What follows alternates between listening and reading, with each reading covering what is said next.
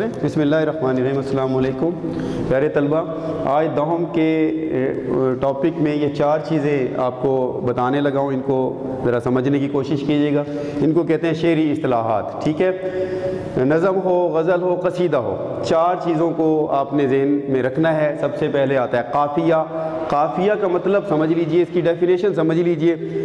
नज़म या गज़ल में या कसीदे में काफ़िया वो हम आवाज़ अल्फाज होते हैं, वो रेमिंग वर्ड्स होते हैं जो गज़ल या कसीदे के पहले शेर के दोनों मिसरों में और उसके बाद आने वाले हर शेर के सिर्फ दूसरे मिसरे में ये इस्तेमाल होते हैं। लफ्ज़ तब्दील हो जाते हैं, आवाज़ एक जैसी रहती है। इनको कहते हैं काफ़िया या हम काफ़िया अल्फाज। ठीक है, जैसे आना, जाना, खाना। ठीक है, जैसे अया, गुमा, समा, ये हम काफ़िया अल्फाज हैं। ठीक है, उसके बाद आता है रदीफ़। ये रदीफ़ जो लफ्ज़ है ये अरबी का लफ्ज़ है, ये रदफ़ से निकला है। रदफ़ का मतलब है पीछे पीछे आने वाला, घोड़े की पीठ पर पीछे बैठने वाला, घोड़सवार के पीछे बैठने वाली सेकंड सवारी को रदफ़ कहते हैं। ये रदफ़ से निकला है रदीफ़। अब शेरी इस्तिलाह में रदीफ़ का मतलब है कि गज़ल या कसीदे में काफ़िया के बाद बार बार दोहराए जाने वाले अल्फाज को हम रदीफ़ कहते हैं। ठीक है, ये लफ्ज़ तब्दील नहीं होते, ये एक लफ्ज़ भी हो सकता है, ये दो तीन अल्फाज भी हो सकते हैं जो नज़म में, गज़ल में या कसीदे में रिपीट होते हैं, बार बार दोहराए जाते हैं। जैसे आना, आना, आना आएगा, एक लफ्ज़ है तो वो पूरी नज़म में बार बार रिपीट होगा तब्दील हुए बग़ैर, तो इसको कहते हैं रदीफ़। ठीक है, और कुछ गज़लें ऐसी होती हैं जिसमें रदीफ़ इस्तेमाल नहीं होता, ऐसी गज़ल को गैर मरदूफ़ गज़ल कहते हैं। ठीक है, अच्छा, इसके बाद आता है मतला।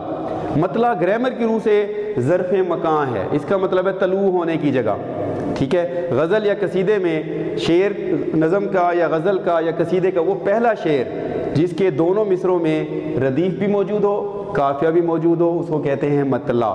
यानी वो पहला शेर जिसमें रदीफ़ काफ़िया दोनों मौजूद हों उसको मतला कहते हैं। ठीक है, इसको इब्तिदा होने की जगह कहते हैं, इसको शुरू होने की जगह कहते हैं। यहाँ से गज़ल या कसीदे की इब्तिदा होती है, शुरू होती है और फिर वो आगे चलती है। ठीक है, कुछ नज़में या गज़लें ऐसी होती हैं जिसमें पहले शेर के साथ दूसरा शेर भी जो होता है उसमें रदीफ़ और काफ़िया होती हैं, तो उसको मतला सानी कहते हैं। आखिरी चीज़ है मक्ता। मक्ता में नज़म या गज़ल का या कसीदे का ये वो आखिरी शेर होता है जिसमें शायर अपना तखल्लुस इस्तेमाल करता है। ठीक है, वो आखिरी शेर जिसमें शायर अपना तखल्लुस इस्तेमाल करे उसको मक्ता कहते हैं। ठीक है, काबे किस मुँह से जाओगे गालिब, शर्म तुमको मगर नहीं आती।